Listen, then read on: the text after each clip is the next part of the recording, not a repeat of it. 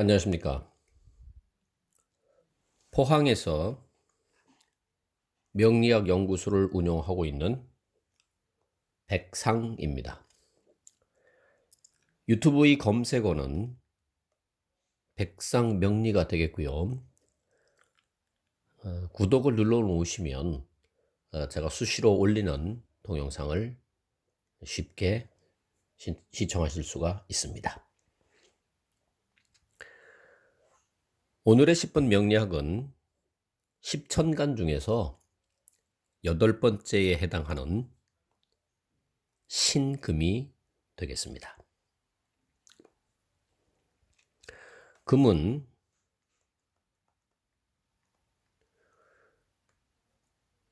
양의 경금과 음의 신금으로 구분이 됩니다. 경금은 이 열매가 굳어지는 그런 단계라고 말씀을 드렸습니다. 그래서 열매가 굳어지는 거로서 나타나기도 하지만 우리가 일반적으로 자연에서는 바위, 쇠 또는 원석으로도 이렇게 나타낼 수도 있다고 말씀을 드렸습니다.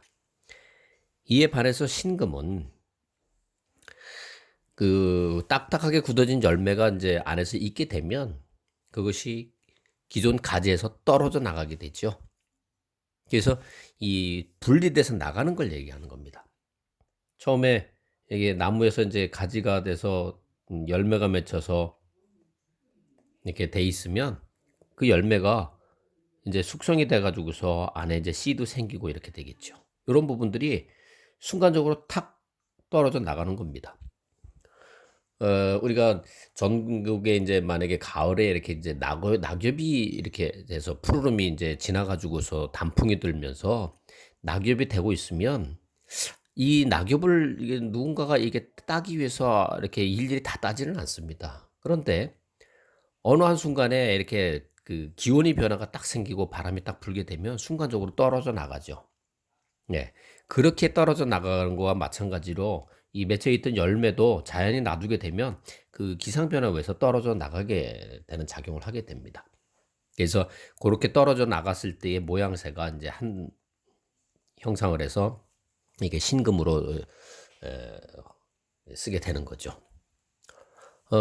이 신금이라고 하는 부분들은 결국은 뭐냐면 원석에서 그것이 떨어져 나가고 변화가 된 거기 때문에 이것을 보석이라고 하는 이유가 거기에 있는 겁니다.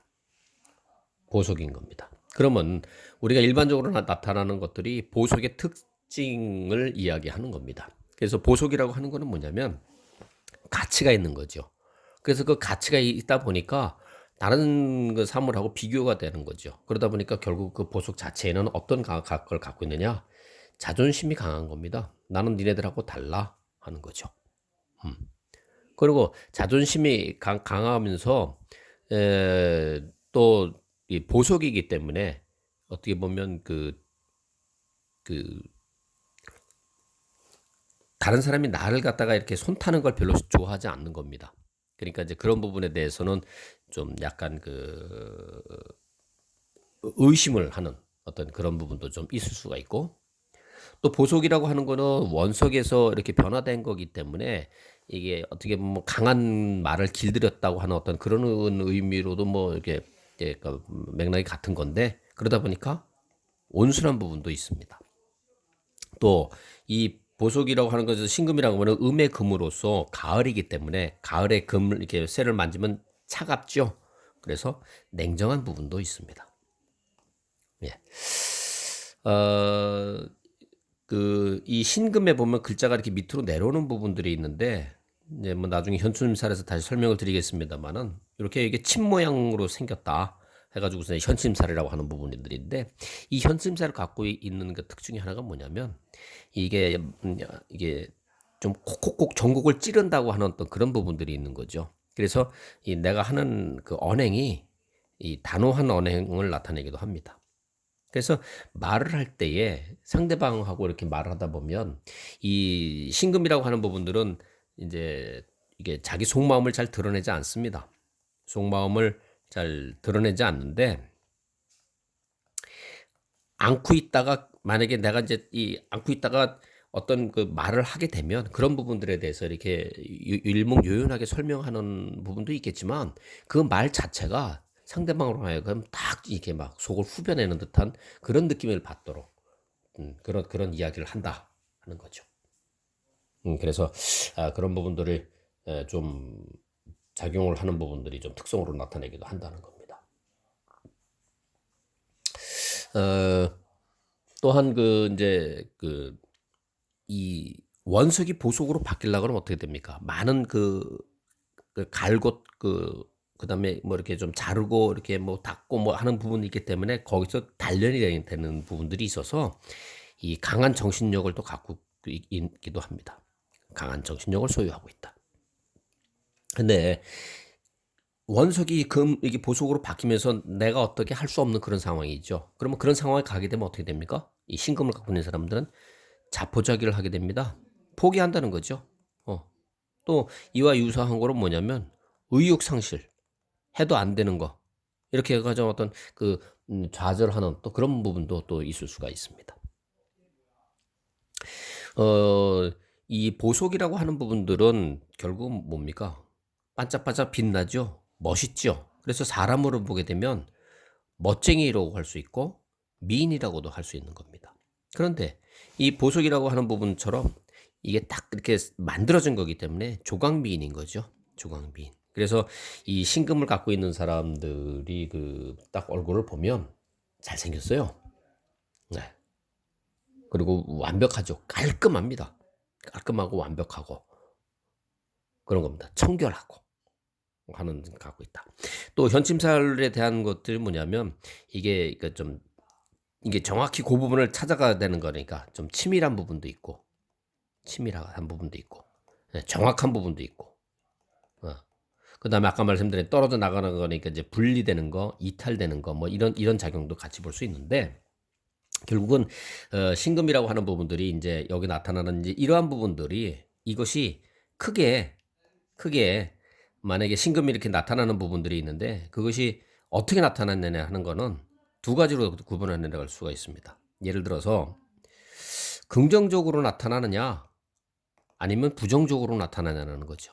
그러면 긍정적으로 나타나면은 가진 자의 여유라고 할 수 있는 것처럼 이 신금을 갖고 있는 사주 자체가 인제 우리는 이제 신왕하다고 얘기합니다. 신왕하다.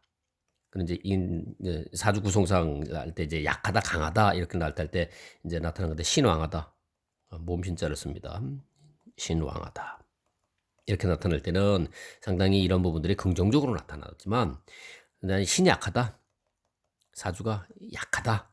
그렇다면은 이 사주는 어떻게 나타나냐면 이런 것들이 아까 얘기했던 것들이 부정적으로 나타나는 겁니다. 그래서 신금이기 때문에 이렇게 뭐 아까 보석이니까 그로 인해서 자존심부터 해서 쭉 말씀드렸던 부분들이 그것이 해 가지고 전부 다 해서 그렇게 나타나고 해서 만약에 봤다 그러면 오히려 오류를 범할 수가 있다. 지금은 아주 기초적인 부분으로서 이렇게 이제 십간에 대해서 뭐 금에 대한 거를 음으로 양으로 나눠서 거기에 대한 부분들을 포괄적인 어떤 그런 거로 해서 특성을 나타내는 부분들이지 그 특성에 대한 부분들이 그것이 더 잘 나타나고 안 나타나고 그것이 그렇게 함으로써 또 어떤 것이 대운에서 세운에서 왔을 때에 그 부분이 나한테 긍정적으로 작용하느냐 부정적으로 작용하느냐까지 보려고 그러면 이제 더 많은 단계가 좀 필요하겠지만 오늘은 금에서도 음의 금에 해당되는 신금이 있다. 이것은 우리가 인제 일반적으로 보면 이제 뭐 보석으로 이렇게 볼 수도 있지만 또 이렇게도 볼 수도 있습니다. 현침이기 때문에 예를 들어서 뭐 바늘 아니면 주사기 그다음에 아니면 뭐 침 뭐 이런 것까지도 볼 수 있습니다. 꼭 보석만은 아닙니다. 그렇기 때문에 이제 그런 부분들이 이렇게 나타나는 것은 '아 이런 거구나. 왜 신금이 이런 과정에서 계절적으로 지금 이렇게 해서 떨어져 나가고 그다음에 그것이 작용하는 부분들이 이렇게 되는 거구나.' 하는 거를 이해를 하는 정도에서 그걸 공부를 하셔야 되는 거고 나중에 이제 반복적으로 이해를 이렇게 하다 보시면 이제 이런 부분들을 인제 사주를 이렇게 분석하고 할 때에 활용할 수가 있는 기초가 된다는 겁니다. 네, 그래서 오늘은 오행의 금 중에서 음의 금에 해당되는 신금에 대해서 말씀을 드렸습니다. 오늘 여기까지 하도록 하겠습니다. 감사합니다.